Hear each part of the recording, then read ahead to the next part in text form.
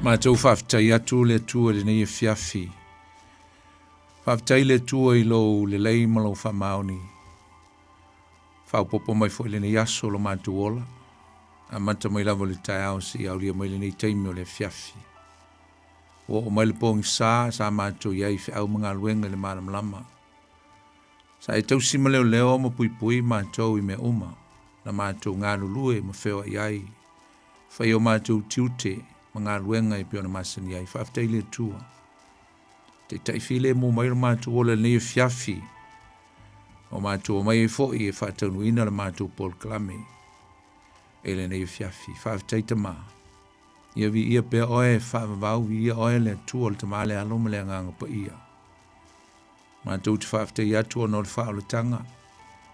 Ala ia Yesu Kiriso malona soifua ntu inatu mo I mātou. Whaftai. Whaftai. Mawe mātou le solutonga, mawe mātou o le whamoemoe. Mawe fwe mātou le tua se ola fifia se ola Loloto. Mātou mawe le whamoemoe ola le tua mātou iei le nei soifuanga. Ola mātou te tonu o umane saunia le manuia o le ola e whavau moe mātou. Ola mātou whamoemoe ola le a whaftai tele le tua iawi ielo swafa. Nei po. Mātou tui nātui a te oe nei teimi. Lea mātou sauni fo I e ola upu. E tala lau fionga pa ia ma mai eise vaenga mai lau upu mātou te whasoa ni po. Ola upu, ole upu lava le ola. Ole upu e manui ai o mātou o langa whale nganga. Mātou te fia manui le nei fiafi mas oma. Mātou te manau mia lau fionga pa ia le tua. Whapenao na whai mwhamnianga mo I mātou. A mātou sauni e whaalongolongo I lau upu te talo ma wala watu. Alofa ma whaau o mai. Whaau le whaalongolongo au tangata mai mātou uma. Whaau o mai fōi a te au ana o se au auna. Whai alo fina ngalo. Whai talai ma sau no lava oile nei pō. Na yo o mātou loto. Ma wani whaamnianga so soani lo mātou sawalinga whalenganga. Au ma fōi lenga luenga. Tuina mai le whatau watu ia te oe le mamalu o le vi inga o le whamanu mo le whanitanga. E vi ia ai oe mea umalava mātou te whaia. Whaaftei tele Yesu. Amen. Ia e whatalofa atu fōi le ia le silasi o si o tātua tunu le nei fiafi. Lau whasausaunga Samoa le nei fōi pō, nei taimi o tātua mafuta e fōi le taimi masani o le tātua Paul Klame. Tātou Paul Klame masani leia sun futi tasi o tutu le Upega ile Loloto. Tau tua tuai foi ma wauna la auto ona lei Poni Fonoti. E le tātou maftanga whale nganga le fiafi. Fifia lau foi le nganga e whatalofa ma whawhelo I atu le pa ia ma le mamalu. O si o tātou atunu pele Samoa. Mai lau foi ionga iona tumtumu se ia o iona I maunga. Whatalofa le pa ia o Samoa le fiafi. E mai se foi o au na pa ia le atua lo whapenao na mafuta mai le fiafi. Ia manai o tō masiofo I so stovine. Ia malo lava le au na malo ngā lulue malo le o staulanga e peo na iai tātou ngā luenga I le aso nafi. E whape foi le aso tōna I nisi o e kālesia. Malo le tautua I le atua malone whinangalo. Ia ngā le atua mwhamanui atu I atu tau. Ia la foi le tātou mawhtanga le fiafi. O talo foi tupu mai o le atunu. Na ia tātou ta māmatina mātua fo I o lo mafuta ma. Whafonga mai le po, whatalo foi atu tau. E le swafa Yesu le tātua li. Talo foi nisi o whafonga mai tonu mo tangase ngase. Nisi fo mafuta mai whalpupui. Whatalo foi atu tau ma le nganga whaloalo. Whatalo foi e o lo ngā lue nei fiafi. Tiute mawhaiwa whenga iei le ngato whalwhinga luenga o tonu o Maota Malawa. Ia e whapena foi lungo le altele I tono tāwali. O lo ngā lulue nei fiafi whatalofa atu I atu tau. E le swafo Yesu le tātou lii mo le tātou whaola. Whatalofa le pa ia ma le mamano le tunu. O lo whapena o na nonofo mau I tulu inga o le leilu langi. So se tu o le kelope o lo tātou I nei. Ia wā lava le sailinga o le manuia. Saili malo, wā tiute, a wā ina I o tātou whanau ia mainga. O au mga luenga o tiute o whenga iai, ia, a wālawa le manuia o nai o tātou ainga. Mā lōle ngā lue nei aso po whese atunu o lo e mafuta mai iai po Malamalama po ao po le alava le tulanga o lo iai ia le tulanga o le tunu o lo e mafuta mai ai. Whaatalo whaati atu tau. Ele nei fiafi le soafo Yesu. Ia manuia lava le au mawaina. Pe fo mātou nei New Zealand mai se o kilani o lo mātou o mau mwhasa lau o toile tātou Paul Klame. Ia o lo whapenao tātou o maitu o tātou ainga manu uma. Tātou nei o tātou ainga i Samoa. Ia o tātou o mai lava sa ili le manuia. Ia whaamanuia atu le tua ia te oe. Ia po o lua fo i male ainga. Ka whai o whaafonga mafuta mai. Ia mai se lo fo isi o tātou tunu o Samoa. Pe iniso mafuta mai Samoa. Talo whaati atu tau. Talo whaaptua le fiafi nisi o asiasi mai tonu au kilani. Ia mai se lo fo iniso asiasi mai si o tātou tunu pelo Samoa. Talo whai atu tau. Pe a whai o maua mali tātou Paul Klame le fiafi. E fo iniso o steimi momua nei. O e whaafonga mai ai le tātou Paul Klame nei, ia, whaatalofa whaapitoa ia te oe, tālo sia i o tātou mafuta mwhao au pēse ia mai alelei, le tātou Paul Klame, ia maua foi leo le tātou ai o nei fiafi, whaamanuia, i tātou uma le upo le tua, leo le tātou sauni e whaalongolongo iai. E whaatalofa whaapitoa foi e le whitalenga ia titia, nei fiafi manga lui whaatesiatu, ia, au na ia jo tau whaamnia le tua ia tia me se foi ia o le ainga. Ia vi ia lava le tua, mo whanei lao, le ia wano mātingo fie, so o tua i fo le tātou Paul Klame pe o na masani ai. Ia o le tātou mta upu lava o le tātou talanoa ma mafuta i pea, ele nei fo i vai tau o le winter, o le tātou talanoa. I whailonga o le toia fio mai o Yesu, whailonga o le toia fio mai o Yesu. Ia, whai fo i lau tuspa ia lei ale whaala talatane masau api masau peni. Tusi e fo i nai mea o ngā. So soani a toe ia ma lau so i fo whale nganga. Mana ia su e o lau tusi ma teio. Whatatia i nā le tātou te whatau eina le fiafi. Awa le tātou talanoa. I whailonga o le toia fio mai o Yesu. O nai talia Yesu i le fisili o nso. Po ani whailonga o lo toia fio mai. Malenga taanga o le lolangi. Sa tatu tala noa lai. Nai wa yaso wa yatu. Ala wa yaso lentenei. Sa au ta ua ili ta ua o meni o whailonga. Ma o whailonga yeiro na winga ta ua male. Ta ua e leion tatu whatau ina. Ia signs po whailonga. Tolu ni mena u ta ua, te manau te ta ua. E wha mautuina ai, ma wha mausali ai lou fina ngalo i le ta ua o whailonga. E a mai ai ta tau le ta ua tele o le mele ta ua o le sauni. Po le ta pena. Na. E tolu lani wha ua unofo ma whai ana nei ana mo ai ta tau wha e tolu. Whata waina o le teimi tātou te vai e mene o whailonga, a vai mawhue, a vai whamai, a vai taua, a vai le alu le tala le lei, a vai a Israelu, a vai i perfecta pipelo. Whailonga umana, ma le ano isi whailonga. Tupu tele o le ami o leanga. Nei mana tua leo menei, a wa o whailonga. O whailonga e mai whailonga ina ia tau mea i tātou. Tau on tātou whata pena, whamo mua nā. Whata pena, leo pa whaperetania o le preparation. O inga e lenga on tātou wa aia i mene. E tau on tātou tā pena ai. Tā pena i sa, leanga fo o lefa me isu o whailonga. E lo ai le lata o lona toi e fio mai. O leo pulon lua on tātou, pole melon lua tātou tau o le vaso lentene.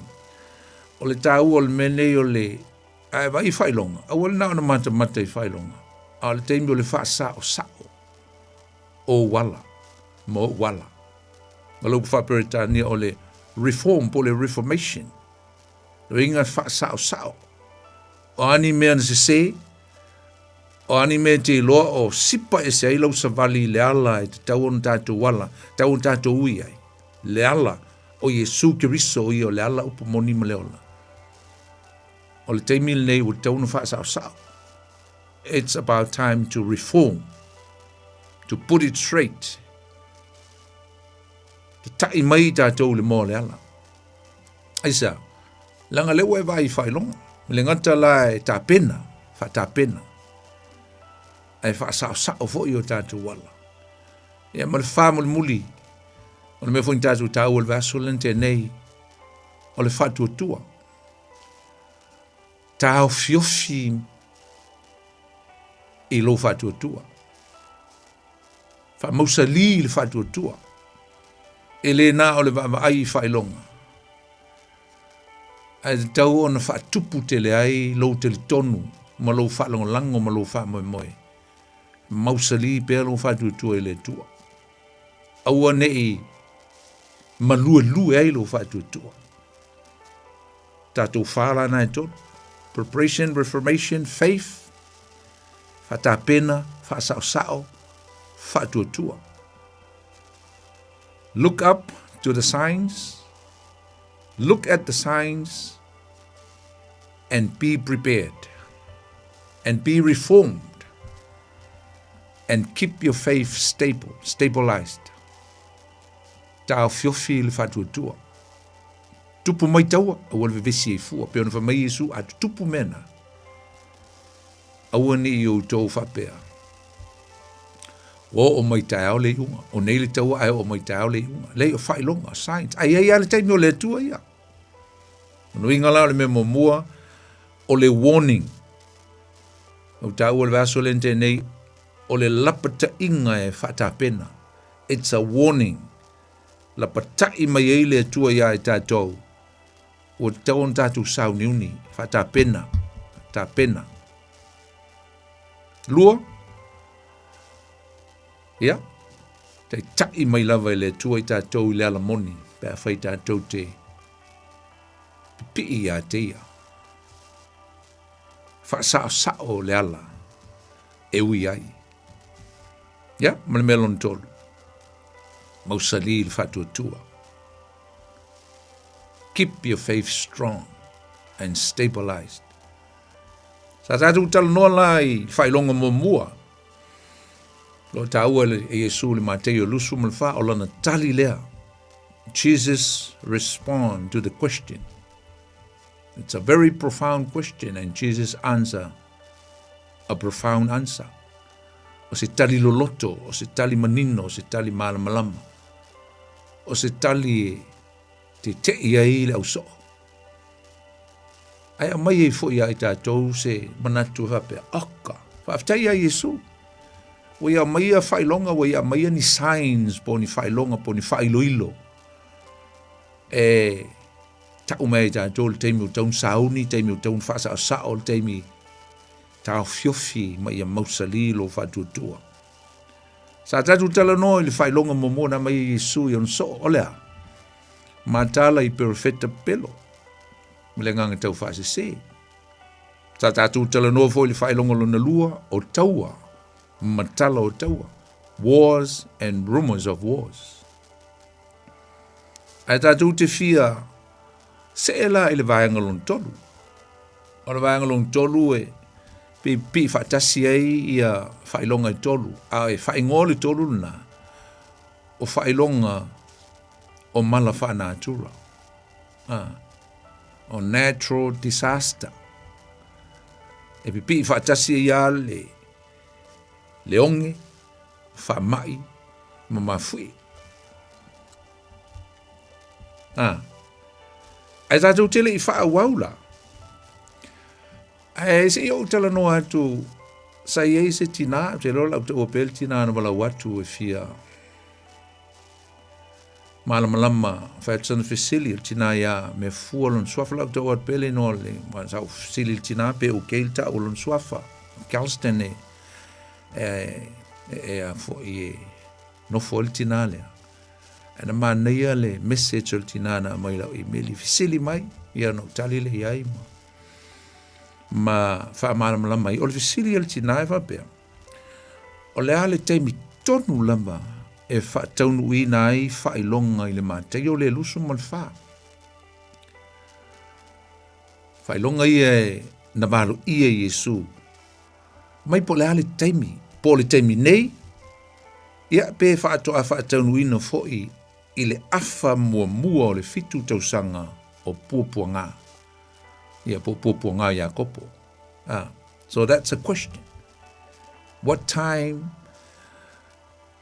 shall the signs that Jesus mentioned in the Matthew 24, what time of the fulfillment? Is it now? Or is it going to be in the beginning of the time of persecution? Le amatanga o puapuanga. Le amatanga o le fitu tausanga le o puapuanga. Po le teimi le nei e whaataunu ina ai.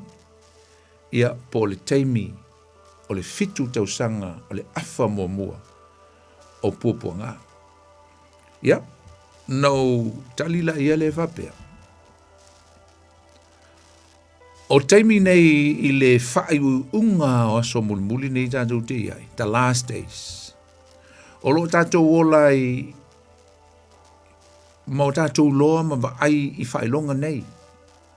We are actually look at the signs and witness the signs.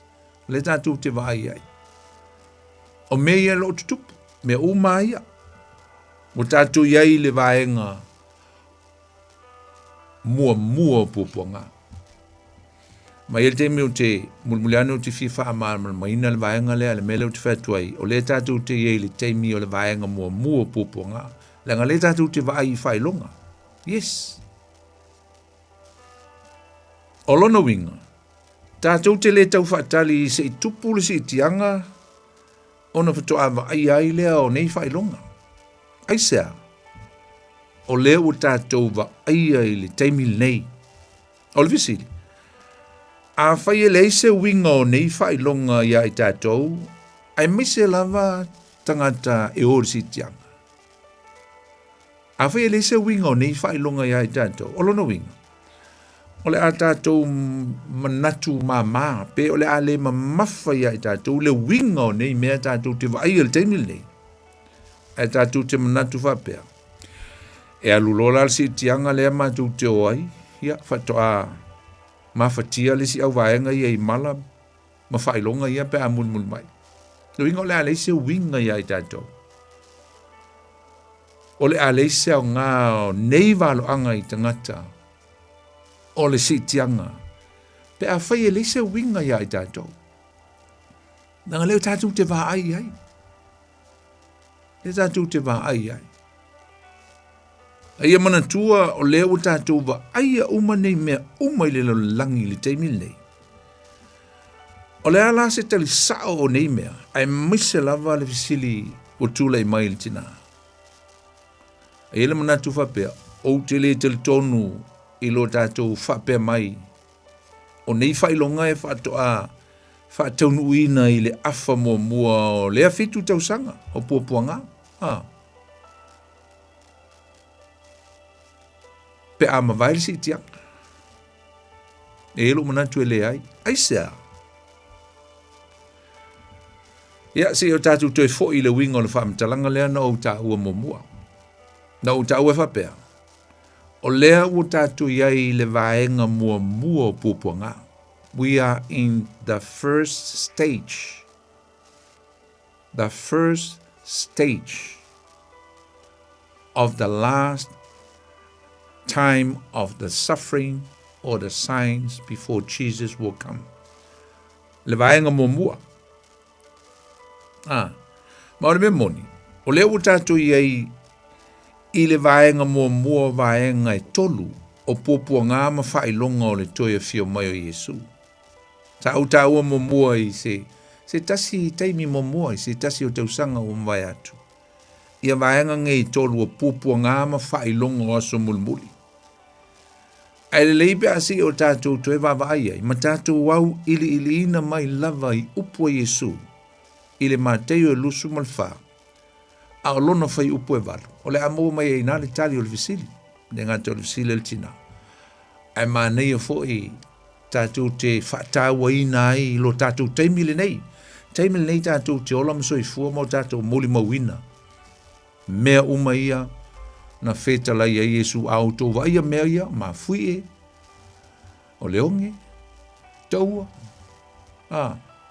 perfeta pepelo, tau whaasese, pa mai o nou tau lo lea, oi whai tutoa, o lo toi fio mai. Ala mantei o lusu man wha, a lona whai pue valu, te mna e wha tau waina. O lo o iei upu whapea, o nā mea uma, o le amatanga ia o pupua ngā. E whaisi ese le titi mai lava mai le whaperetania. Mzalo le upu pupua ngā na iai, tribulation. E le o a anoa mai lo na winga i le wha Samoa. E le o maua le mai i le wha Samoa le winga tonu. Na whao ngā ina e Yesu i ana saunoanga le winga o le upu lea. O pupua ngā. E whamele Britannia. And all these things are the beginning of Perth bangs. Or Perth pain. Perth pain. Easy translation for Britannia. O lona winga, o nai whaata tau e Yesua na upuina, e whaata tau lea ua wai mai o pupua ngā. I le whaati ngā o le whawhine, o le a whanau mai. Le winga la leo lau whamtalanga. I le o maua mai le winga o le wha Samoa. Nau na whai mai a, o le a matanga i o pupua ngā. A misalo a tua i se wha Samoa sao ai tau nei ai. I le a matanga o ti ngā o le whawhine o le a whanau mai. Birth bang. Or birth pain. Birth pain lo na winga o a mata o na whati ngā le whawhine o le a whanau mai. Whapretania, au tonga e tuspo e Whapretania, ngai te wawai e tuina, naisa wai, birth pain o na winga, o ngai whati tau i le whati ngā o le whawhine o le a whanau mai. E matau lia la le whanau o le, man mene o le tina vane la whawhonganga Samoa, pe a sauni le tina e o le a whanau mai se, ia se sana pepe, sana tama. E tolu vaenga ta ua, ia whasao mai au, au tau tina pe a whai se ia le whai whiau. Ia nai mena maua mai a fwoi te mi o biology ma o onga. E whapea, e tolu vaenga o le mene o le whine pe a sauni whanau. O lea, o le vaenga mua, e tau o le early labor. Ia masalo la a wha a Samoina e whapea, o le amatanga o tinga. A wailan ma mo le tina e sauni whanau. Vani la vale, whafunganga le fiafi. E a mata lava folele o tinga, ia pe au ai masina wa matai ona. Ia e a mata inai tula, pe tasili tula o mainini, ia. O isiala tina e o ale aso ato, o mainini lava le tinga, a mata ule wa mata ona. O i masina wa mata ona. Salo poli fitu masina, poli ono masina, I don't know. O le vaenga mo mole na o le whati ngā o le tina, o sauni. O le a whanau se pepe. O le vaenga lona lua e Whaperetani e whapea, o le active labor, lona winga. Ua whasolo ina luluti tinga. E o lona winga leo o atu le masina po le valu. Winga u whaso o mai tinga, le me vole le ka o le contraction po le o tinga, o mai niri, o tinga. Le winga u whaso o mai tinga ma ua a mata o na whati ngā tele i alfa fini. Ruinga ua more intense and frequent. Ruinga ua matana whaaso so. Au kau malosi mai fo ila. O le vaenga muli. E taua o le transition labor. Maka rere kau kalango le labor. Taimi ua sauni le tina i ona ti ngā mauna pōpua ngā. O le a whanau mali pepe. O le mea la lega o le transition labor. Ua matua whaate tele lava ti ngā. O whaaso so o ti ngā, o le whawhine, aisa, lango le la whanau. Le la whanau inga ua matui, ua matuai ti ngā lava. Ia ti ngā o le whawhine o le asauni e whanau. Ringa o mea o le contraction, ringa ua, ringa ua more intense, ua whoelele ua more close, ua kaimi uma, aisa, o le ave le potu. e whawhanau whine o matua tinga ina lama. Tinga. E tolu la vaenga. Tolu vaenga. Le wha te tau e Yesu lana whitalinga le peona o tau. O le tātou te memo mua au som tu whawhiri ni whiawhi. O te tel tonu o le tātou te iai le vaenga mua mua. Le teimil nei. Le tātou te moli mawina. A ole ialu le sitianga. A ole ialu le sitianga le ka le sia Yesu. O le moli mau whatasi le ka le sia ma Israel. Lango Israel. E what tau iai le wha au tū o le vaenga lona lua. A ole teimil nei. E ilo te tonunga o le tātou te iai le vaenga mua mua. O le vaenga mua mua o pua ngā. Vaenga mua mua lena u tā ua ana nei. O le early labor. Lea tātou te va ai. Saule mawhue, mei. Ia oso maile. Lea foi ia whamai. Toi mei. Pe o le COVID-19. Koe mei, koe sau ni mai fui sesi mea koe sau. Ia. E eile taimi o le tātou tel tonu a ave lor si tianga. O lo le tel tonunga. Bilau su enga. A ave lor si tianga. E ila le tātou tel tonunga. O le a mataloa ona matuitui. Ai se a langa o le tolu, to tonu o le tolu tau sanga lea. O le afa mua po le tolu mo le afa. Tolu mo le afa tau sanga. Le afa mo le fitu tau sanga le o poponga ia kopo. O teimi o sengi ngā whengainga. Covenant. A le manu ai ma Israel. A le teimi lea wa mata ona luluti poponga ma mea whaingata ile lolangi nei. Lea lae whaingoina ma le tusi whalinga. Mese lava le mta upo ono. O poponga mama. Luinga lau mo kua saua poponga. A se vainga e mama ia tai e faisi ma elela vea i tātou le karisi el teimil nei teimil ngeo le tātou te moli mawina whailonga ele o afia tele ai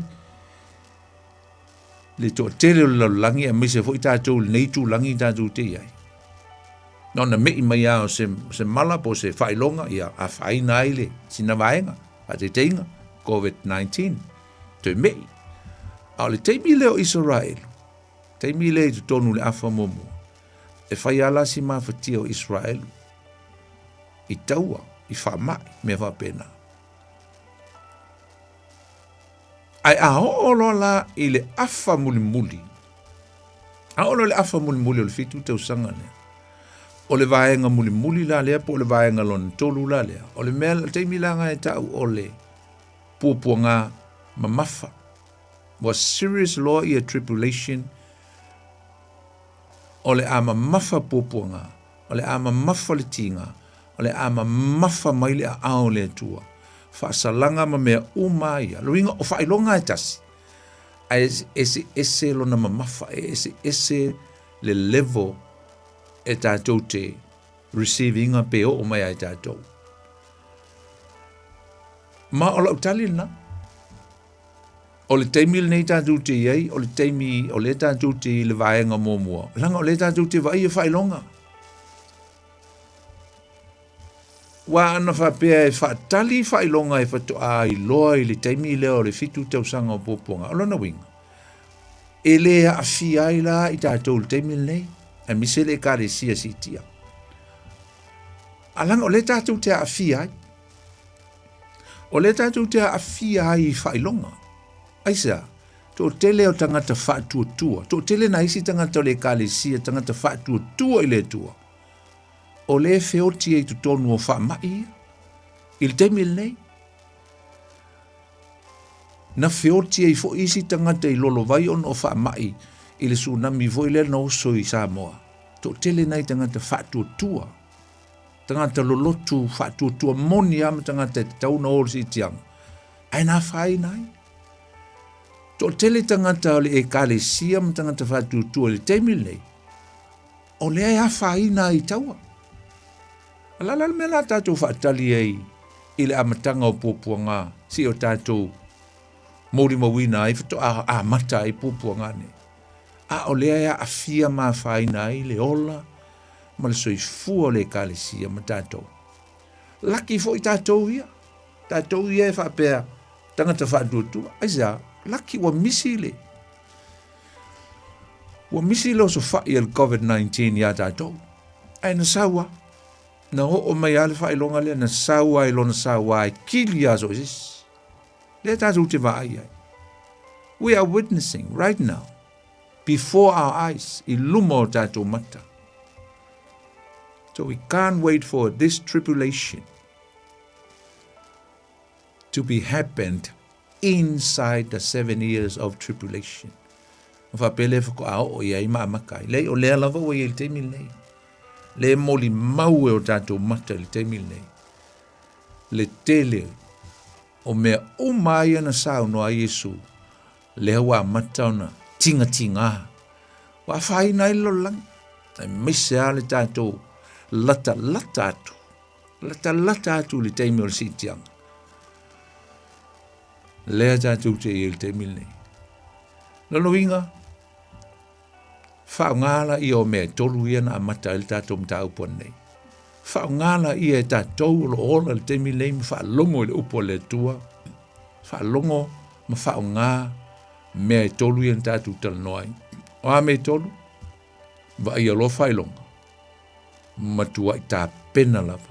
Aisa, o warninga, o lapta inga ngā le tua mo tātou. E tau an tātou sauni, tā pena ma sauni. Those are God's warning signs to warn us. To warn for what? For preparation. Tā pena. Awal whata le, awal ata, awal amu. Awal whape, se makua lewa. Awal tātou te peo. Tangata ia tā ua maltuspa i al whenging tuai. A whenko lea. Apostolo pe telu e nai tā ua whamai o.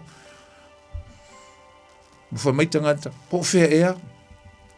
Po whea ea la autou. Tala po la auto upu, na foi mai. Ole a, tu tupu me neima. Aili eima se mea lava, wa faina, talu mai o mātou au ngātama. So there are so many mockers. People that will make fun. Tanga tole a amu maula. Scoffers, and mock, scoff. Tau fai, maula mai. O le tele ai stangat ke sia. Ia o koe liu ai mko sui el ma vau. Tu e fa se ina ai ja. Ba fa ina ile. I upu ma le tala ma fa me fa longo ai ma me va ai. Ai ngalo ia to e ngalo ia tato. O le nganga o le manufi ai le wei. O le nganga o le antikeriso le wei ai. E ui ele i sau le antikeriso. A o lona nganga. Le wanga yoi mai le tele o tangata le te mil nei. Le wanga yoi mai le tele o, yeah, shall I say, many of the leaders, many of the global leaders. Ngā yoi mai le te mil nei le nganga o le sifi le isau le amatanga o le fitu tau sanga o poponga. Oi, le antikeriso. Tanga ia le te me tu lai me ia le tangata na le antikeriso. E li loa tātou po ai. Ele loe tātou po ai. Ta ua tele la usum tua whawhine. Lo inga la leo tātou leo whaiatu le tātou mta upu. Lo ainga mo mua. Lea tātou te iai o lea langona na maa ini. Sau mei. Whapenalti ngā o le tina le vaenga mo mua. Mei mai. Ia. Ti ngā si tina ele. I langona ma me wo iai. Ia. Ai whaipa toi mo atu. Ia na o tu lole le ave lole o si tianga le kalesia Yesu Kiriso. I se teimi tātou te lelo. Ona a mata lole o le fitu tau sanga lea o pōponga. Fitu tau sanga po le fitu se fulu. Lona fitu se fulu o vai sa. O Israelu ma le teimi na mai e le atua. Ia na mata i lole o le vai ngalona lua. Lea le vai ngalona lua. Langona le si. Whaati tele le malosi o ti ngā o le whawhine ia po Israelu. Wa Israelu moni ale na o le a maua i tonu o le fitu tausanga ngai sa langa o le fitu tausanga la e whapitoa mo Israelu. E le whapitoa mo nu ese po lalangi o le whapitoa mo Israelu. A o sono whalawalawe e a whaina tuai matangata o le atu toe i le lalangi o le a leo le si tianga. Lango teimi na e peo no utaua la ala na feo lolo. Ala ana feo lolo pupua ngai tono le teimina. Ona o lai whaapele le manu fea, o lai whaapele le antikeriso Israel. I saini ngā whea ngainga. Ia e munmuli ane. Ona o mai lo leo le vaenga lon tonu. Ua matua i ti ngā lava le whawhine. O le whawhine, Israelu. Ti ngā i pupua ngā. O mai le afa mulmuli. Le ai fai mai e tangata o le ahola le teimina. Maunga mafuli maia. Mali tu se whaalinga. Mata au po sfulu ono po sufitu na e maunga mafuli maia o mātou le lava vao la isa. Ua matua i te tele. Tribulation will be harsh and hard to receive. It's going to be hard to survive. In that time, the last 3.5 years of the time of tribulation, the living of fear. Ai tātou tele i ola i le melena o whaetuai i natura po natural disaster ia po mala wha natura. Au te mna o e so atu le melena tātou talanoa i nei. Ina ia wha amara malama atili ia le melena tātou talanoa i nei. I le tāua tele o le connection na le vaenga mua ma le vaenga lona lua. Ia po le maini ia ma le tinga wha alau so. Taimi nei tātou te iai, ma le taimi o puapua ngā māmā o Israel, ma le lalulangi i le amatanga o le whiti tausanga. O le mele o te mana o tātou te vavai ai. Tātou te whia se so ta inga. We want to do a connection or a relationship between Matthew 24 and Revelation 6. Se so ta inga po se a ia ta tau o le vā o le ma tei o lusful ma le wha. Ma le whaalinga po tu se whaalinga o lona ma ta upo ono. Aisa, o wha mau whailonga o ma nai ta lai ia po le 5 mua. Nai ta lai mai nai le tusi a le whaalinga o lona ma ta upo ono. E wha mau whailonga ngai ta lai mai ina. Opening of seals, 7 of them. But I want to emphasize 5 of them before we move on to the 6th and the 7th. O le 5 mua wha mau whailonga ia. E tu tusa le lei lava ma whailonga ia na sau noa ai Yesu. I le matei o lusu malwha. In sequence i lona wha solonga, o le winga, ia, ma le whaingoina mai e Yesu e tu tusa le lei lava mawinga. O le whaamtalanga mai e le tusi e whaalinga o lona mtau pueono. O Yesu o lo i e taua mai o whailonga. A le tusi e whaalinga o lo o tau mai ai o whaamau whailonga. The seals of signs. But Jesus name them signs. E ila le so te inga. Ala u whaamtala inatu. O le whamau whailonga mua o lo ta ua mai le tusi lea a whaalinga o lona mata upu. E ono. Le pea la tu upe e malau tusi na e whaimwhai tau mai na e me whamau ni ale tatu mata upu.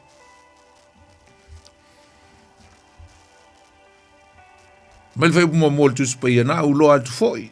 O talaina le tamai mamoe, po o Yesu, le tasi o wha mau whailonga, seals, open the seals, mai, o nau whaalonga i lea i le tasi o meola e wha, wa leo le whaitili o whapea mai, sauia i nā vai, o na o vai i lea wha au te foi, o le solo whanua sina, ua iai le au whana i le o lo ti ai, ua avatu foi i a te ia le pale ali, o nā luatu le o ia o lo manu malo o le a manu malo pea o ia. Taulia o Yesu na te talaina wha mau wha ilonga. E to tonu o le fitu te usanga lea e tupu ai le mea lena. La matanga o wha mau wha ilonga ia. A la le mea na e tau mai na e sau le ali o leo lo ti e mai. I le solo whanua sina. Mataulia. E ele taimi e tau muli mai ai le tusi e whaalinga. Ele mata upu e se fulu iwa po le lusa fulu na iai. Ia le fu o lo ti e mai le solo whanua sina. Au Yesu ke riso le na. Au i. O le o ti e le ti e mai ai mo mua le ali i le solo whanua sina. E fia solo whanua sina. O ai o le anti-keriso. O le anti-Christ. E ti e mo mua mai o ia malana au whana. Ma le pale ali. Tu ina atu ia te le manu malo. Tu ina atu e le tu le pule. Ilea. Ile taimi lea o le amatanga o le fitu tausanga lea a velisi tianga o le kalesia Yesu. O le taimi le whailoa ai le me tau o le anti-keriso. O i lea e tau mai e i. Pe a refer la pe whatatau anga i. I le whailonga mua na tau a Yesu. Mai le tusia matei o lea na tatu whaitau ina le vaso lente nei. A le tatu toi ope i ai whaitau mai. Le mateo o lona mata upu e luasful man wha. A o lona whai upu e wha. Whamai o Natalia tua i leo Yesu i le fisile on so. Whamai a ua wha pe atu i ate i la tau. Ia o tau ne i wha se ina o tau e se tasi. A wae to o tele e o mai i lo uingoa. Ua wha pe ane o au nei o le keriso. Lo ringa o le keriso se, o le keriso pepelo, o le anti-keriso. Whamai la tau te wha se ina fo i tangata to o tele. Tutusa le lei a le whailonga le ana sau noa i Yesu, o le whailonga momua. Ma le whaalinga o lona mta upu e ono. O upu fo i lava Yesu le whaalinga na ia ave ilana au no Ioane tusi lalo. Au Yesu lava e onga le whaalinga. Ma upu. Match le lei mea le atua. Sau noanga Yesu. Ma le whaatulanga ina. O valo anga ma mea o lo ia. Tau mai ai tātou ilana upu pol tuspa ia. Aisa. O leo tau mai. E sau, e to tele e o mai i lo ingoa e fai mai o la tau o le keriso. La le ngole mena, a le o umano fai tuai. O le mena ta o le anti-keriso. A le fo intatu fai tau ina ma le tusi o le whenga, a le tusi o whalinga, fai mai a, e sau le, o le prince il tusi pa ia wha Britania. Tia mai. Malana au whana. Malana pale. E fia keriso. A ele o ia se keriso. A o lea le mauti, o lea le nganga e sau ele anti-keriso. Tasi lava. O lea, deceive, deceptive, tau whaasi se, e mislead, e tau whaasi se le whanau le tua. Mea nao le tupu le temi nei, e ui ele i sau, ele anti-keriso, ele amatanga o le fitu tau sanga le poponga. E ui ele i o le temi e whailoa ai, le ata li i o le ami o leanga, po le e sau o ia o le tangata o leanga sala, po le anti-keriso. E ui ele i sau, e ui ele i o. Ta mai i sau mai le sami. E sau o ia mai le sami. No winga e sau mai tu tonu o le whaapot putonga o nuu mamalo. Sami lo winga o le sami whaalinga o le whaapot putonga o. It's an organization. Gathering of so many nations and people. O i ngai sau o le tangata e tō tasi. O le te tai. E sau o ia. O le anti-keriso. Dea lai tātou te wawai ai. O le teimili nei. E fōlinga mai o lea e whaatau nui na ai mea na sau noa ai Yesu. O lea? Whailonga. Ai ale teimi e sau ai le anti-keriso. O le na sau noa ai Yesu le whaadinga. Te le tonu o le teimili na. O le asi si i ai. Whailonga ai e tasi. Whailonga ai e tau te vai e le teimili nei. A leo te tala Yesu wha mau whailonga i le teimi lea a mata i le fitu tausanga lea. Lono winga, ua lea tu e tutusa. It's more intense. Ringa o lea a whaisi mamafa. A ua lea ile e ka le sia Yesu Keriso. Wa amel si tianga. A o lea lao lea a mamafa. Wha taunu ina i loa ina. Isi sa unuanga ia Yesu i wha ai longa e tasi. I le tusi a wha linga. Aisa o nala la wha i loa mai ai. Le antikeriso. O leo le asau e tau whaasese. Ia masau e tau whasioti mwhaaleanga ma aveseina ma. Le petia le nu o le tua. O le antikeriso. Ai sau le nganga o le sifi. O le sifi? Ti Apollo. O le lato whaatama. Nala.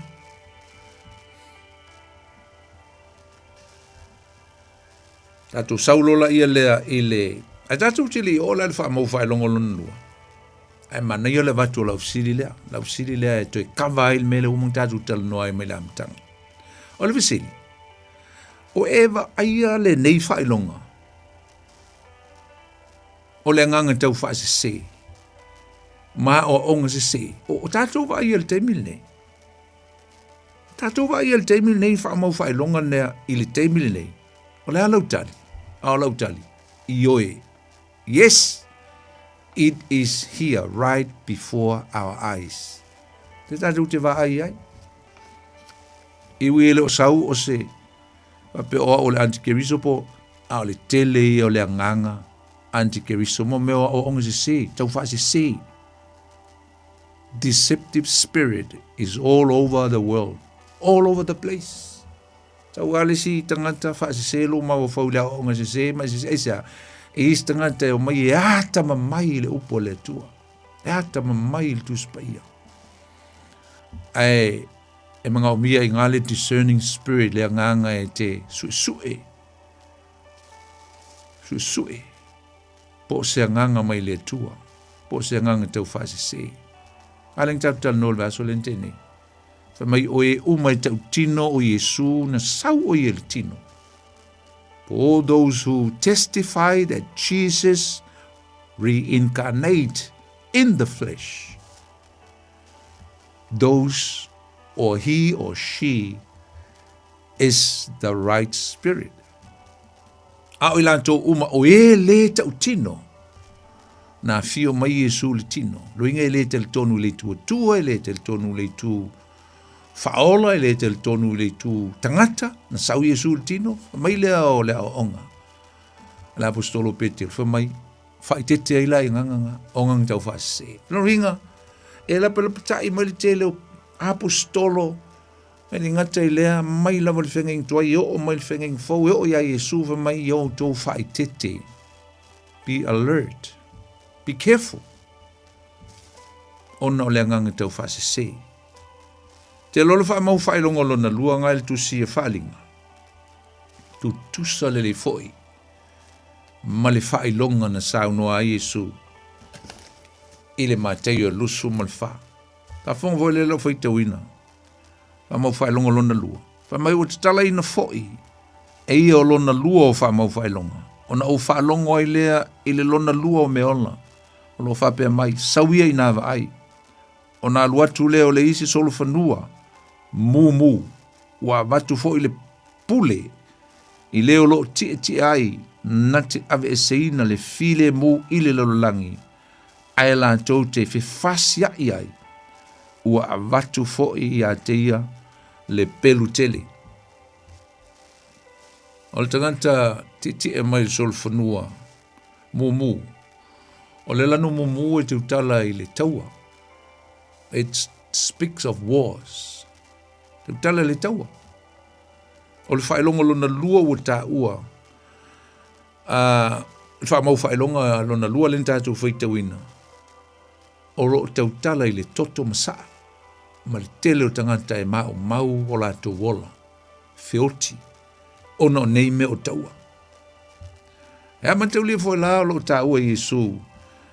Ia na upu i le matei o lona mata upu. Lusu mal wha lona whai upu ono. Pa whonga fo e le lalo whai tawina.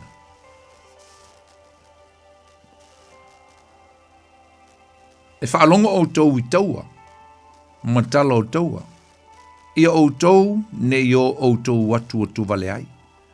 A wae ao na tau nuu o nei mea uma.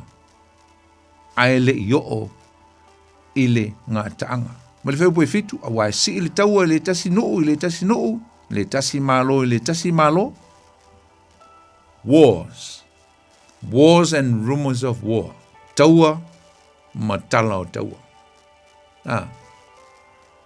Ka mei whaalonga o tau I tala o taua. Tau te wā ai taua, tu tupu taua. Ai wha mei su, aua tau te atu bale ai. E pe anau tā ua la amtana. E tu tupu a mele, te mil nei wā ai ei mata o tātou, ia pe a whai e te alu si tianga, o ke alu si tianga I sūmala ne kālisia. We eyewitness all these wars. Kau ke whiu e ka pē kaua. La me kau ke popole I taua I kukongo le afa mua mua, fiku kau sanga le ai lumatu, o le keimingi, ka le mol kaua. O le tonu o le tau, te mi leo le amtanga o le fitu tau sanga poponga. Nga le kasi a e ape lua taua nga e ta ua mai le tuspa I e whai le taua nga, taua I koku mama koku. Ia, malisi taua nga le, taua I amaketo nga a mata ai le vā o le, tolu male afa mua malisi, tolu male afa lona lua. Lona winga, e wha leengi kaua inga, o le teiminge I o lai le kālesia, le o lai tātou le teiminge, o le tele I o taua I e tutupu.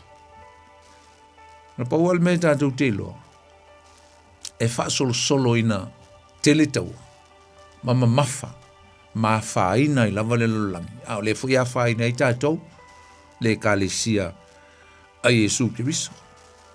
Amen. Leu mong tātou tala noa I tātou te le toe au I le lia le taua, leu mong tātou tala noa I le vaso le nei. Ne nau tā ua, le upo le taua. Taua. I te ua e vava I le upu taua, ngai vapele, oi, paua I o me o taua, me tau taua, o taua I e vā malo, le, o le taua lea e tā ua mai le fionga le tua, le ngau taua tua le winga o le upu, e leni, e whata ua e le upu lea o le conflicts po ole, fe na inga po le taua, vātangan, e le na o atunu, e le na malo, e la vea ai ma community, ma whala po putonga, awa nei ngalo, e la vea ai fo I ma ainga, e la vea I ma malo la iti, e kako malo, la sa moli mau il teiminge I tono ainga, ia, tele ia ole, tawe misa,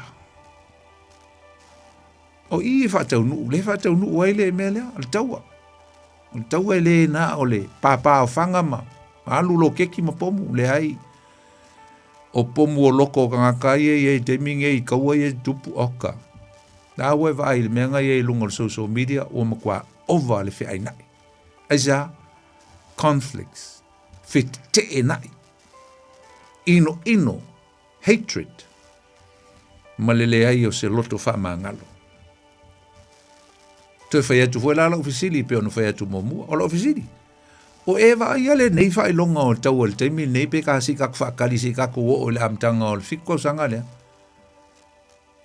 yes le kaku ki vai it means o le ia longa a fianga there is an affection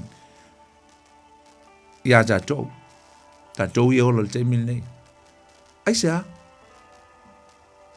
ina I o tātou sauni ai, I le lapta inga lea wa mai taua ma mea ai sa, wha mai Yesu, a kou vai a mea. Sauni. Au tō vai a mea. Se whaasa o sao. It's time for reformation, reform. Sao mai o tātou wala I mea o se ai. I le moa, a vai a mea, maulo whatua tua I le tua. Tau le wha mau whai longa lon tolu, le lau fai tau ina atua, le wha mau whai longa lon tolu. Mai o te tala ina foi e ia o lona tolu o wha mau whai longa. O na o wha longa ai lea I lona tolu o me ola, o lo wha pia mai, sawia, na wa ai. O na o wa ai lea wha auta o le solfonua o luli, o le lima o lea ti ai le fua wha tau tau. O wha longa foi le leo, mai le wā o me ola e wha, o wha pia mai. O le tau o le koini, o le seito, o le tenari lea. O le tau o koini e tolu, o le karite, o le tenari foi lea. Ai aua e te wha leanga I le suau ma le waina. Te mare sol fonua uliuli. Olo tautala i le onge. It's talking about famine. O le onge. Ringa o le lanu liuli e tautala i loti. A o le whaat tau mai i e Yesu e mai ele lanu liuli o le sol fonua. Ai whaat tau mai i le onge. Ngai umatatu tal no le fua whaat tau. Le tau mai i whaat tau i le onge. Ma le pāleni ma le tūlanga o le mele i eil teimil nei la langi ma le soifuanga i tau o loa ma me umalama. A o le tau tala mai i le tele o tangata e whioti ono le onge. I le langi i le teimil nei. Whailonga lon tolu na. A o le fui lai tau e Yesu o le onge. Tau pe fitu. Am tau pe lusu mal wha. A o lon whai pe fitu. Umon tātou whai tauina. Ai wha maunia. Whai whai tau. Whai mai al whai pe fitu. Awai si ili taua ili tasi nuu ili tasi nuu. Ma le tasi malo ili tasi malo. Whalongo. O na o mai ai lea o onge. Ile kasi se onge. O onge. Famine. All over the place. O mai ai lea o le onge.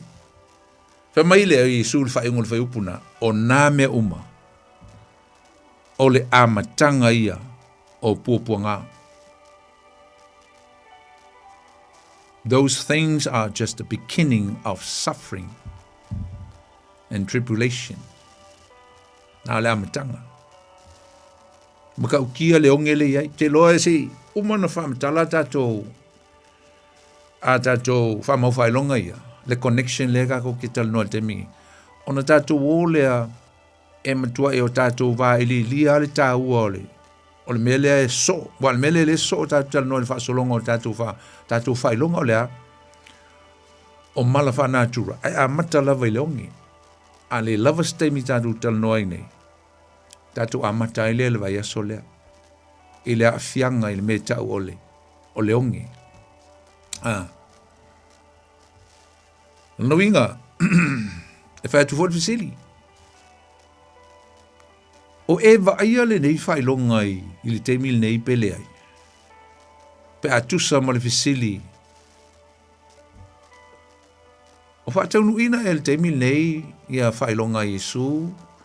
Pe whaatali se e tātou o le fitu tau sanga whatoa whaatau nuina. What time? For the fulfillment of all this. Lara keimi. O e vaia. Ma o vaia. O le tali. Yes. Le tātou te vaia. So it means that the signs are for us. Whailonga. Mo e mau. I le teimi o loo. Na ona maini ini. Na ona maini ini le ti ngā o whaingataha. Le tātou te ui ai. Sau le whailonga wha mau whailonga lona wha. Mau whailonga lona wha. E wha pēr ia le whaitawina o le wha mau whailonga lona wha. Ua te talaina fo e ia o lona wha o wha mau whailonga. Ona o whailonga i le leo o lona wha o meola. Ua wha pēr mai. Sauia i nāwa ai. Ona ova ai ai lea whaauta o le solo whanua samsama. Ma le o ti ai. O lona ingoa o le oti. Ua muli atu fo i se oli ia te ia. Ua vatu fo i ia te i la ua le pule. E fasioti i lona wha. 1/4. Lona wha o vaenga o le lalolangi i le pelu, ma le onge, ma le oti, a toa, ma manu fe ai, o le vau. O lansam sama le so whanua, pale color, lo inga o le lansam sama, ai le samsama malosi, o le samsama vai, it's a light yellow. O le lanu le nae tautala i le tūlanga o le mameo le pandemic po le mo fa mai Tau tala i le health, le lanu samsama. Tau tala i tūlanga o mo meo whaamai.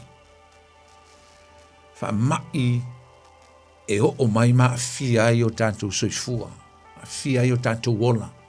E whaamai. O le si lea whailonga. Lesi lea whailonga o lo tau tala i Yesu e le ngata o whaamau whailonga ia. Leo tala i Yesu. A o le mata upu fo e lusu mal wha. O lo ia tau tala i le whai upu e fitu. Whai upu e fitu. A wai si tauara, le tasi nuu, ma le tasi malo, i le tasi malo. O na o mai e leo leonge, ma wha mai.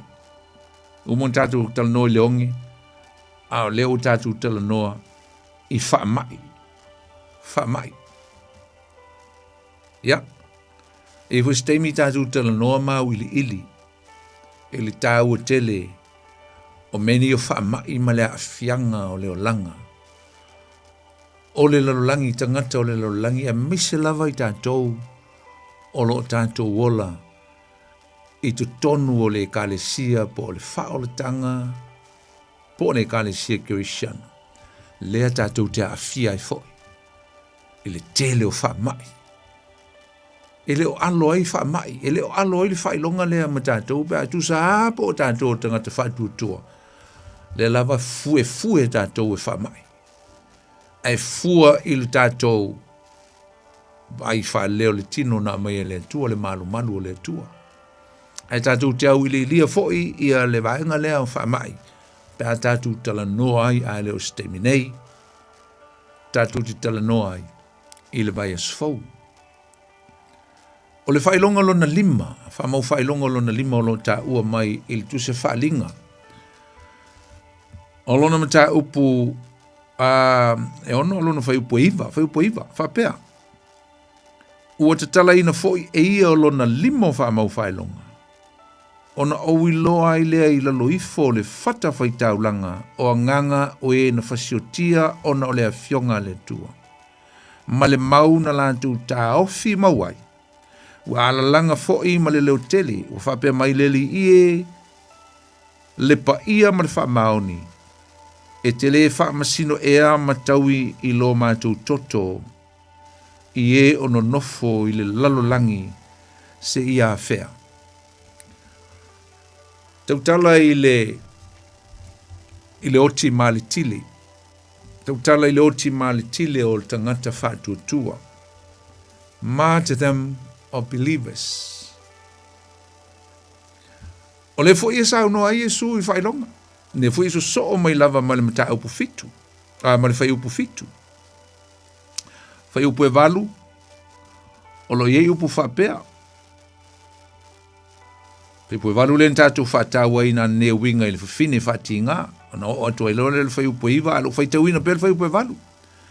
Whai mai o nā mea uma o le amatanga ia o puapua ngā. Whai upu e iwa. Ona lātou tui nā tuai lea o outou i le pūpuanga. Ma lātou whasiotia outou. E ino sia foi outou e nu uma ona o lo wingoa.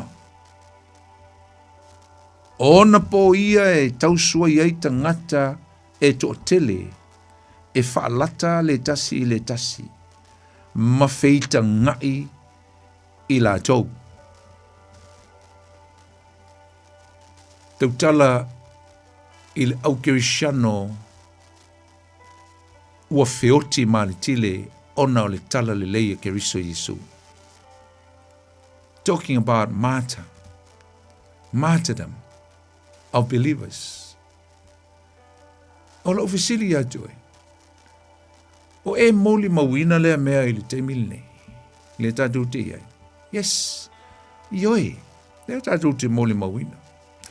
Te lo menge o news. O menge o news.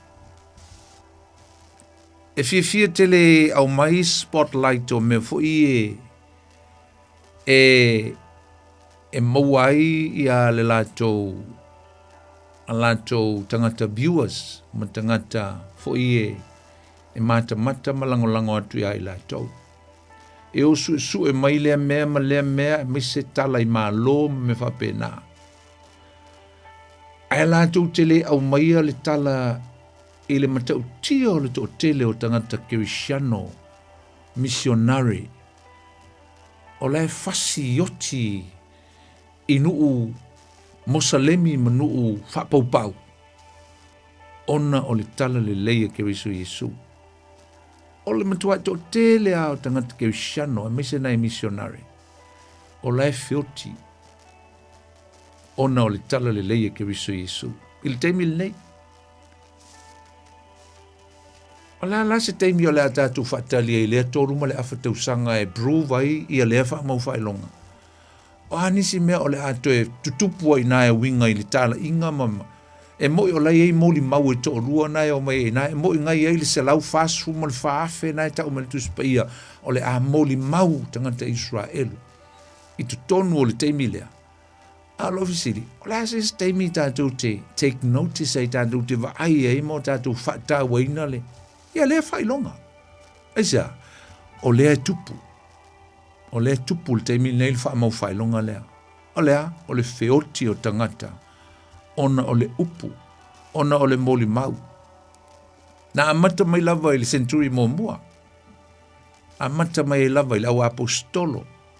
La tu e na moli mawina. Amatanga o le kalesia. Ai te lo. E le o mapu. Le whaatinoina ma le whaataunuina. O le whailonga lea. E o mai lava i teimi nei maso nei. O le lava i whioti tangata. Ona o le tala le lei. Moli le whaamalo i missionary. I take my hat off for the missionaries. And I commend them. And I say to them, malo. Malo le lotele. Malo i missionary. O lo o e whaile. Finangano le tua, risk their lives for the sake of the gospel of Jesus Christ. Tele missionary. Pato fato I foi ia ele sunga ia Matthew, Pastor Matthew. O lo of apena ona nofo tu Maui Africa, South Africa, malanga team. Leana malanga nei le fiafil tau leono. O ova malis fulteu sanga o iai lea tali I po leo so ma le team a le kalesia le worship center I tonu o se tasio a ai I South Africa mo le elfa malo le nganu lue a malo fo le sunga ia Pastor Cooper le langolangoina o le ministry lea fo I malalato ministry o le langolango lava ma fo I atu se fiso soni a wase van po se tavale e la u e aile kalesia a wae mamau le menu nofo ai ai e fio a e tangata I le lotu e mai moli mau mo whamitalanga e le whaingofie le au mau o nei uso tama whanau ona o le whinangalo le atua lau o feo te iaisi o tanua ia nisi o le fo I e kalesia pe o na taua Whiotia iai o matanua iai nu ese ono le whinangano le tua. Whaalua na walu ese team, I mo team e o I mene o wha evangelia po wha au missionary. Mo le mo wina aile. Matautia male te leo le ngā luenga o lo o mana o mia o na whaia e le kale sia o iei teimi ma le amanoa. Ne fo lai ele maa fau e steimi la tamai. Ia to e join e fo ia ma. To e o e join atu se team. E o e whaile whinangalo le tua. Moli fo maa wha lo le sunga ia lui, Pastor Lui. Ia ma le poilele ma le organization o missionary o lo whapena. O na ngānu lue ma wina ia teams. Ia ma o e whaile whinangalo le tua. Ele ngante lea. So se kale sia. Wha mai le fiafi. Lango ina le mission. Ia mau e whaile whinangalo le tua. E o lava nisi ma le to e o mai. Awa e o mano nofo ai. Ia o nisi fo I wo ma mali liwa I lava ono le whinangalo le tua. A le na ufoi te wina mea nere tu se whalinga.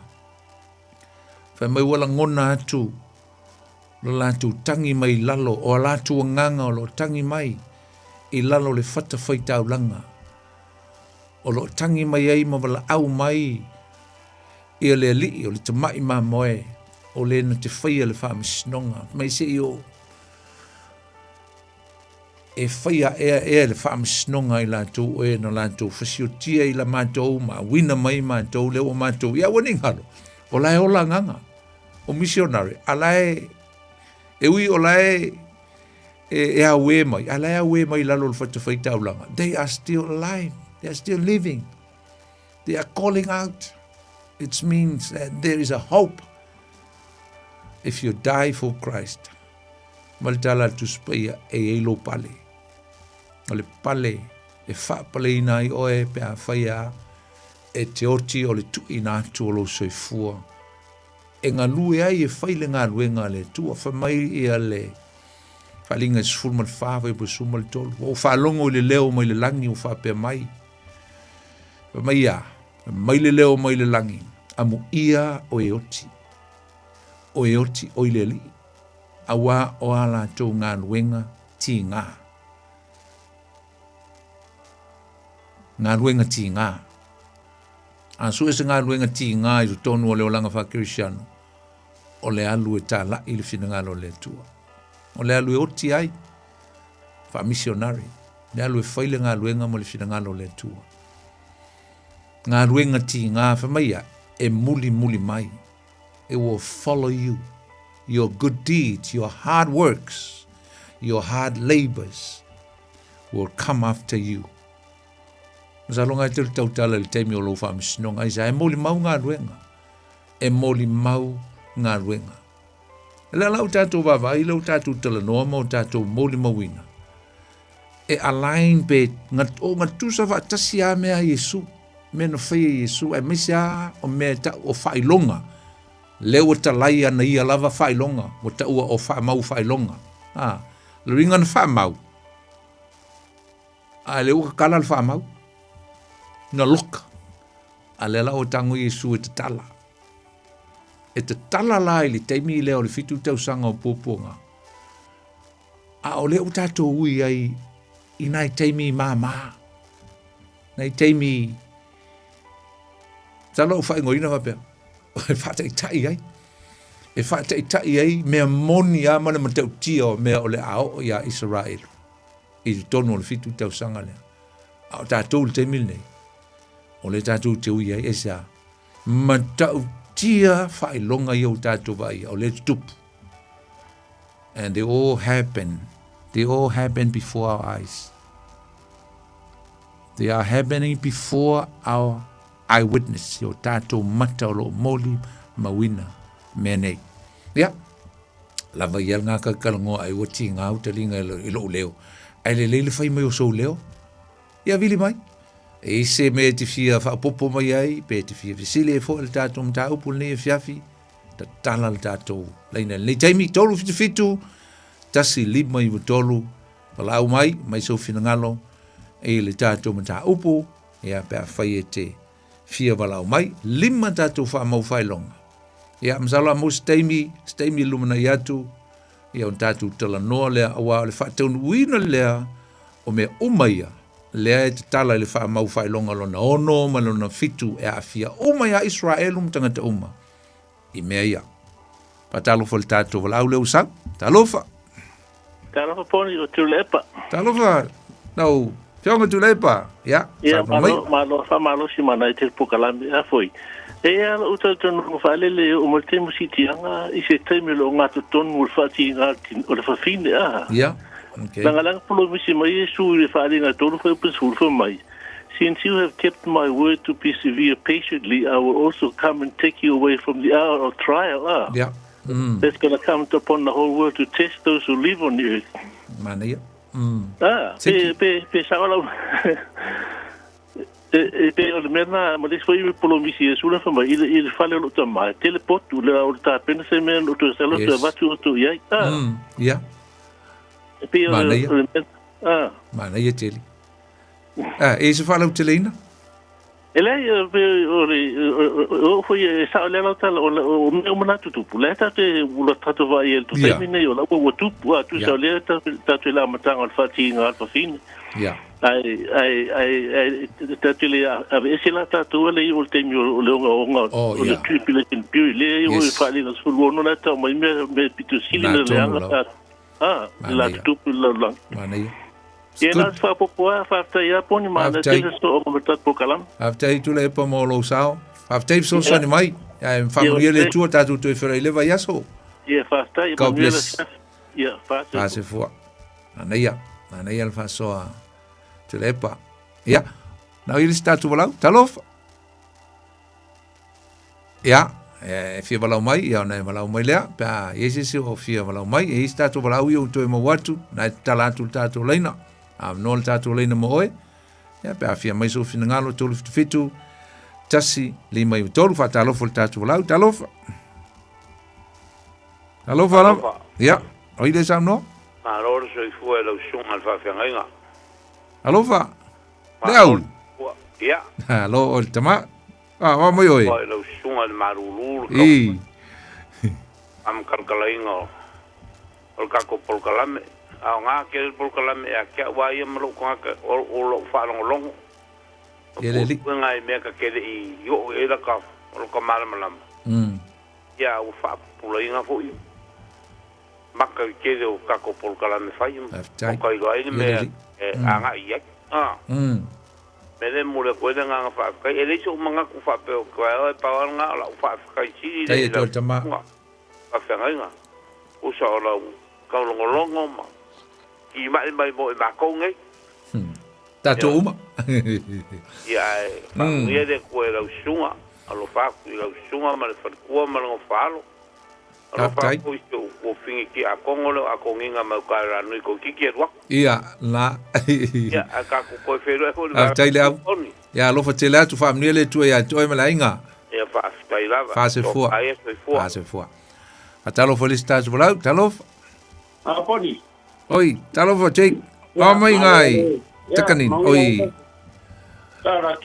tarnaki ai sorry malulu lo monga Wai ko ara isa ya mambele wi ro i o ingi usidal mere mo ke talo fai kwa malulu aso re aka fura fi falo no ko le ai mai fa so poni ni mai ko so mai last week de la sa wa ya de ko falo no fo ya le la the last program ya la ko so mai ma ya le sa u ya okay re ke so visi ya wa de ko va ai me ko po mai ka wa mai ya me Moni la ya fa mai ya re si on pa ri o la ko va le ka ko ko mana ya ko ke le ko ki fa ko yo ye fa ya me Moni la mana ya tel ona ga ko fa ko ka ko magalo yes the plan is called so the chance ya ta olele mana ya ai ko ni bor ka po kalami ya tai lango mai te miuma alo fa tele atu ya me la inga check ya so fo ya as fo atalo felicitas volau talo Poni talo Antonina left to ata u ne mai ya se to ngane ole au ya oi ya ya ile atu lango por kalami malo la fa malo si por kalami le tulale apti ya after fue mo facilina na o mai bonia o le utato ya tai mille fa pita ulina ta o mai lausu Moni la malo la fa malo si mai mas o mai o tato por kalami semana ya Leli. Ia ile ali ia pania tele la fia ngai ma. Ko fi matiuti au nai ngane tua poni. Ya mania tele la fia tele tele tu mo o mal fal tu male ainga. Ya mania la tu tai pu kala me nei po. Tonina. Ia. Se mole atu la fa tele ya toltina lo lango. Fa manuia tu le tu ya toe. Mo pelo se fu maroloina me se ya. Se o to ainga Lo fa tele atu, whaftai. Ia, whāsoifua. Whāsoifua. Ia, nai, mo le tātou. A manoa pia fia walau mai, e ina e tātou minute e iai. Ia, fia, toi mole atu fo ilenga nga whaftai tele le tina ia me fua. Carlston ia tu sai male.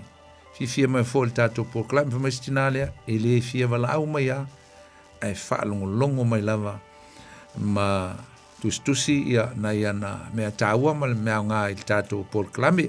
Nei e fui o le visili o te tala i tātou por klame, o ni ngalo le tātou emaili, pia e fia emaili atu e wha ma tala lele atu, ia pia e wala, pia te fia wala out fo i al tātou emaili, o le Poni Fonoti @outlook.com. Tātou emaili na, ponifonoti @outlook.com. Pea e fia emaili atu, ia e fia wala out fo i, pia tulu so fina ngalo, ngata fo i leo so fisili, ia wala watu le lau numero, olua tasi, olua lima, lima valu, tasi fa lima. Ise fisili, ia, ai vile atu fo i, au te le lola utali, o te whaetu sao au te le lola utali o lau fisili. Ia, a le tali atu e fo i lau fisili, o i lau telefoni, te pae wala watu steimi o lano winga. Ia o lau te tā polo ai lalo la au. Ai, tu atu se message ia ngau sau le tu e wala watu ia te. Oe, ai, o le vai usu fou. O le a tātou tamu whai ei ina ia awili ili, whaamatalatala awili ili le tūlanga o tātou whailonga. E meise lava le whailonga le o tātou wo i ai, po le vaianga lona tolu le, pipi whaatasi ai ia whailonga e tolu. O mo meo mala whaanatura, mo natural disaster. O le alawe ai ia o le onge, o whaamai, ia male mafue. Tātou te fia taltalaina, le tāua ma le winga loloto. O le tāua o mea i e tolu, vaenga i e tolu. Saula le tātou te amata i le onge. Wa o le onge. Tō wawa i atu pe isina me wha emo atu e tala atu i tātou vaenga lana. Ia, leo saurisi tātou wala au titia. A talo whātu le tātou, ia, leo tō e mou. A talo whātu le tātou wala au, talo. Talofa. Ia, o toi mau tātou walau. Toi tamu whai mai manu le i eile amnoa, pēr whai fia walau mai. O le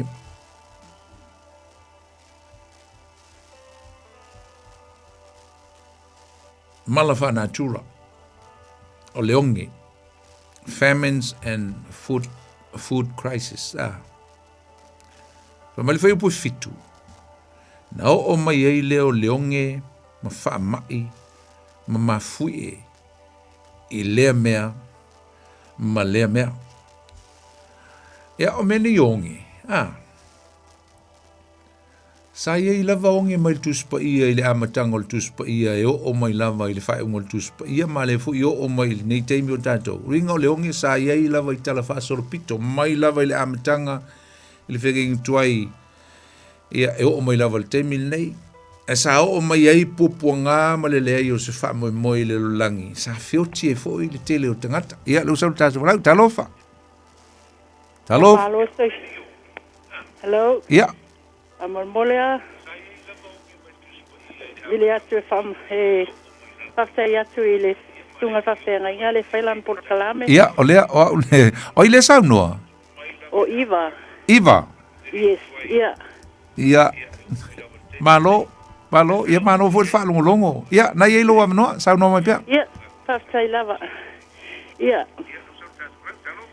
Ia, malo se fo maua malangi.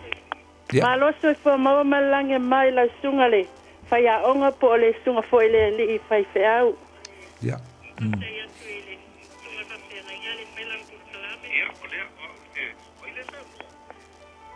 O ela tala te lau telefoni Iva. Ia. Ia, mana ia le soso. O ngai te, ia, mai lo soso ese male. O i maletio. Ia, le soso ese. Maletio, ia. Ia, le li. Ia, ngau kilia. Ia, malo le. So, fo mau malange mai lau sunga whawhenga inga po le sunga foile. Whai a onga tuspa, ia. Tai. Ia. Mana ia le por kalame nea fiafi. Wha longolongo atu e mawai foile si. Wha malo si au fo e mole. mo le ufawina le atua. Ia le li. Ia le li. Ia. Na paulea. Ia ai o te o le upula le na umau le siaso I lau pokalami. Ia. Le fa pea sei mi foi le. Oh sorry. Ile fa alinga le lusuma lua lo na fai upoe. Se fulma lua. Ia. Fa uta foi o te vave atu, o te tau I taitasi atu foi, e tusa malana mi o fai. O le alefa male o meka, o le amatanga manangatanga, o le mua male mulmuli, o te fia malama la ile fai upulea, po le tangata le alu tala ilo na filangalo. O la le taimi e fio mai ele li e mawalona, pale pe o lau saunanga nea fiafi. Praise the Lord. Yeah. Salonga e te utala journal whaalau tele mai le ia le fo ia le saunoanga ia le upuna o le tuse whalinga. Ia. A o lai whaat te utonua I tangata o le asau whanga I le malo. O le whai unga lea o le tuse whalinga e whaatau I le wapa upa pelonia o tula I mai le malo ke riso. Lo ingo o ngai whaatau I tangata o le a wha manuiaina I la tau I le malo ke riso. Ia. I le malo le tua. O ina le tingi mo le tau unga o le tātou whaamoemoe iwa o le malo ke riso I le unga. Amen. Ia, me se foi la leo le whaamamau. Ai mwhai foi on tātou whapea e whaatawanga I tangata o lo tala I al whina ngau le tua, mwhai whina ngau le tua isa a whamaoni le tangata I lona wala wina. Me se foi la le whengol ngā ruenga le tua. Ia tātou te sauwhanga umalama I le malo le tua. A mi se o le mele na tāua nei e sunga I a tuilepa. Ia. Wai ai o tātou no fuanga mauta o le tama. Ia. Te le mena no foi tātou le mauta o le tama. Ia. Na. Ne wa mau ai tātou le taui pe a whai tātou te onsai matu mau. Nga lue wha maoni. Ia mauli unga nālu tu se whalinge peo na sau noai. Ngai wha amu ia mai mwha manatu mai le tāua te leo le. O le unga o ngā ruenga e, ngā luele ngā o le ola e whawawau. E mai se o le mālo le tua e le mele niuma. Le awhi te usanga. A sai lava molo ua wanoa ia whamanuia atu le atua le poklame le a fias, whamanuia foi le atua I lau sunga le whaia onga po le sunga foi le pai whiau. Whaftai iwa. Alofa te le atu I atu oe male ainga. Ia, whaftai lava. Whaftai mo le whasua le fiafi, mo le fsiri. Ia, God bless wha. Ase fua. Ia, mau te loa ua whangata mai fo il tātou porklame le fiafi ala tātou te talo. Whaftei tele le tua. Whai wina le mātou porklame le po. Whaftei tele le upu. Whaftei fo I le tua. E lau fsoso ni mai, mese o lau whaunga mana. Mātou talo ina ia e whamanuia. Whamanuia atu ia I lātou umana mātou mafuta. O en whalongolongo I lau upu. Fa mau whaelunga ina I o mātou loto, whatu maum wha mau sali, I o mātou loto ina ia o ngā, ina ia whaunga ina, o ni whaamanuianga e mātou te whaunga ina mo mātou manuia maolai, le tua whaamanuia atu I se o atunu o Samoa, mai se lava I lātou uma, na mātou mafuta le fiafi le mātou porklame, ya, nātou foi nei po mo na fufuanga, mai se o le nei vai aso, ia e leo ma pui ma tausi lo nuu, ia mātou toi whailo ai fo I le vai as fau le manuia, ai tu mau pēle vi inga ia oe, nā le mātou talo, e alatu ia Iesu ki riso lo mātou, li imo lo mātou whaola. Amen. Ia o tātou porklame la, usam tu whawhine, ele nei fo I vai aso, tu le Upega ile Loloto, ia ele manatu ia, tātou maua se mea o ngā nei fiafi, ia ai tātou tuinatu ia I le tua, me whamoe tātou toe whelua I le vai asfau, te tai atu e le ngango le tua le tātou wola, tātou toe maua sesi whelua inga le vai asfau, tātou teimi masani I le son fua le tāle valu. Ia e mole nei teimi, ia o la auto o la nei Poni Fonoti, ia wha soifu ia mole nei teimi. God bless you all.